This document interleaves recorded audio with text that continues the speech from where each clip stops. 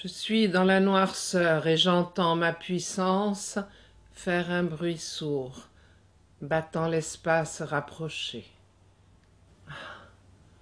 Que je cesse enfin d'être mon inconnu, que la lumière soit. Tout me supplie et veut une forme précise.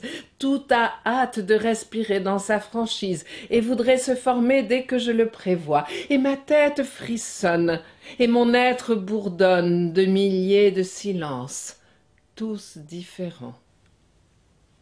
Soudain je vois petit, c'est courageux, l'une précédant l'autre, et le temps d'y penser, c'est déjà la fourmi.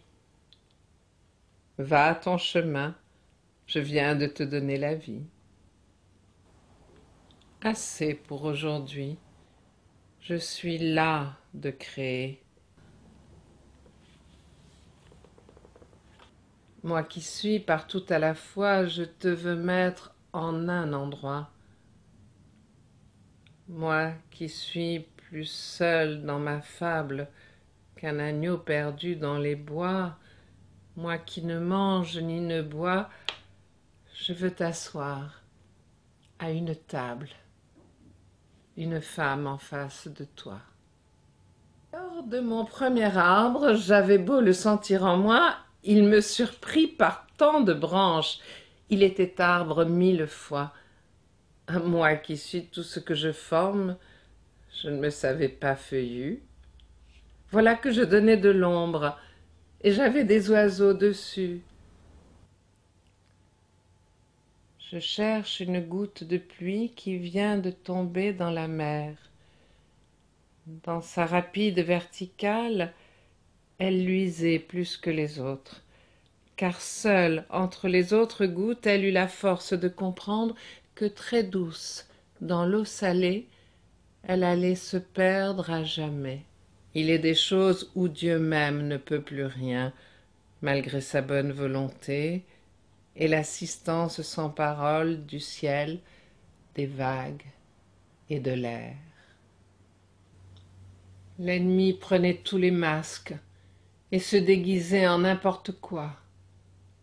La belle journée, la moisson, le bouquet de roses devenaient soudain fous furieux et vous mordaient à mort dans une explosion.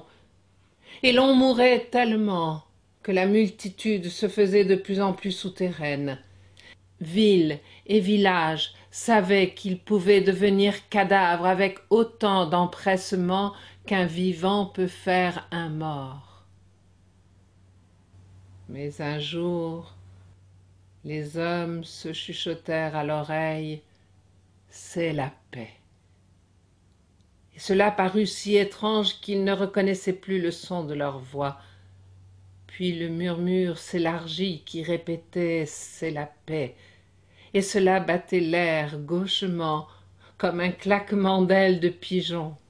Et les morts à la guerre, pour ne pas arriver en retard à l'humble fête générale, descendent 4 à 4 leurs interminables escaliers. Eux tous, frustrés de leur vie, gesticulant et bougonnant, réquisitionnent en nous une place en toute hâte pour voir avec des yeux qui voient encore le visage des innocents lorsque la paix est enfin de retour sur la terre.